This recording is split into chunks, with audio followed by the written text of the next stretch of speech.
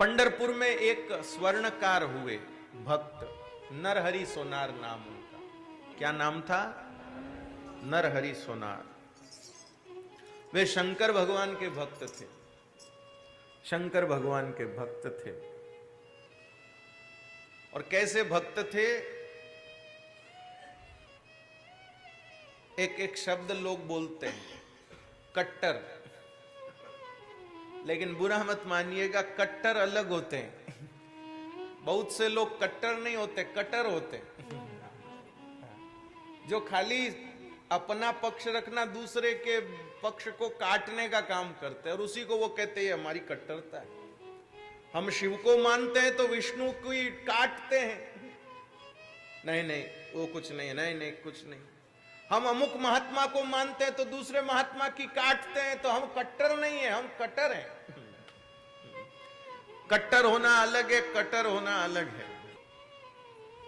श्री नरहरि सोनार भी ऐसे थे कि पांडुरंग भगवान के मंदिर के सामने से निकलते तो ऐसे मुंह ढक के निकलते, ऐसे कहीं दृष्टि न पड़ जाए, ऐसे भूल से भी मुंह पर पांडुरंग नाम नहीं आना। शिव जी के एकदम पक्के भगत। श्री ठाकुर जी को कभी कभी पसंद आ जाते हैं।